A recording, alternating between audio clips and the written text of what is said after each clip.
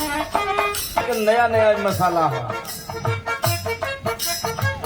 कोनो प्यार का मारल आशिक अपना महबूबा से कह रहल बा, कोनो प्यार में धोखा खाइल हीरो अपना हीरोइन से कहत बा। का करबा ए भैया, ई जमाना इतना खराब हो गई बा कि प्यार पर विश्वास करबा कि मेहरारू पर विश्वास करबा। ई रिश्ता विश्वास पे चलेला। अनुरूप चचा तुम बड़ा दिल फेंक आशिक होगा, बचल यहाँ दराम में मत भरा दिया। मास्टर एगो गीत बजावता रे, हमके बड़ा नीक लागे ले। कैसे मास्टर?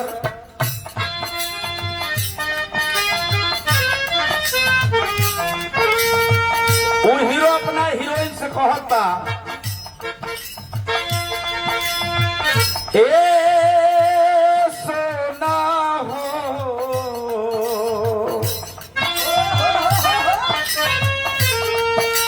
ए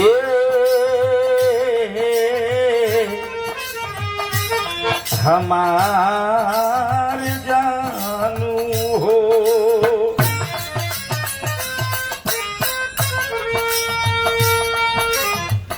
प्यार में धोखा खाया हुआ आशिक कह रहा है महबूबा से, लोग प्यार से जहरता,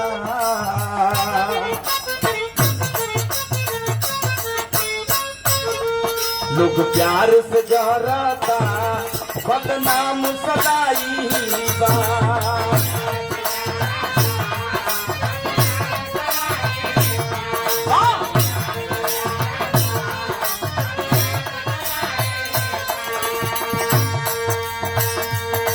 मतलब के दुनिया के इहे सच्चाई बा।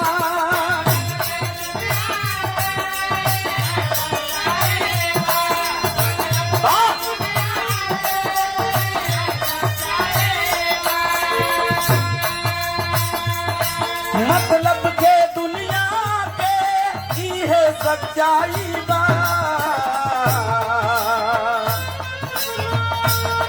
दिलदार के दर्द हवे, दिलदार के दर्द हवे, सब फेल दवाई बा।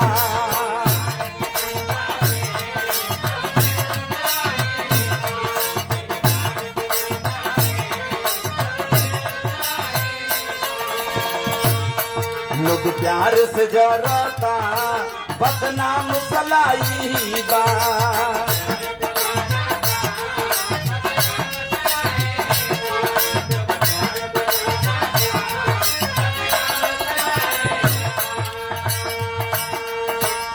कहियो न कहियो हमरा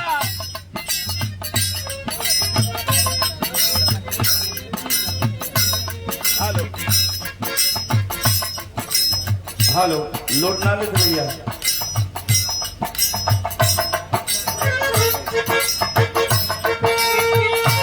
दोनों प्रेमी अपना प्रेमिका से कहता, हमारा से दूर काहे भागता रो, हम तारा से सच्चा प्यार कैले बानी, कहियो न कहिलो हमारा दरी अइबो। का कहे? कहियो न कहियो हमारा अखिया के वार से शिकार हो खबू।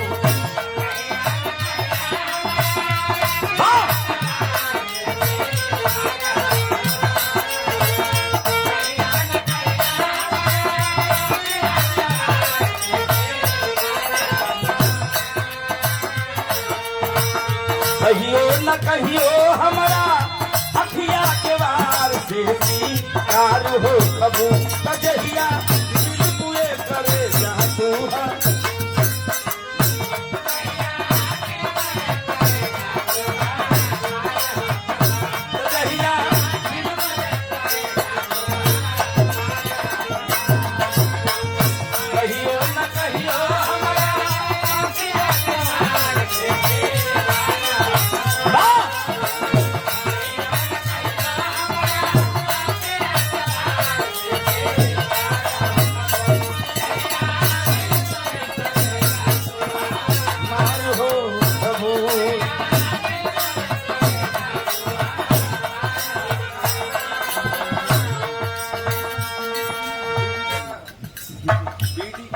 श्री बीडी कवि प्यार दिला और हमारे मनोज भैया के संग में हमारा निर्गुण भजन आवे वाला बा और रिकॉर्डिंग 2-4 दिन में होके वाला बा शारदा स्टूडियो भरत शर्मा व्यास जी की स्टूडियो में।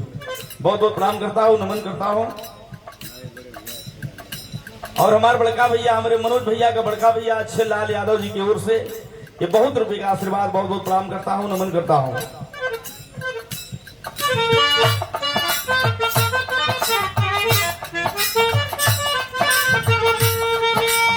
आप लोग फेसबुक यूट्यूब चैनल पर देखले होगा, सुनले होगा कि बिहार की वह किन्नर बबीता सागर, बबीता किन्नर बड़ा खूबसूरती से इस गीत को गाई है। कैसे?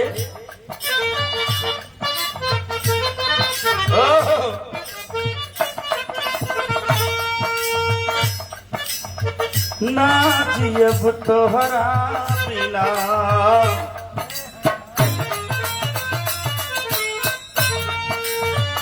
ना जियब तोहरा बिना, आजे बुझाई हो।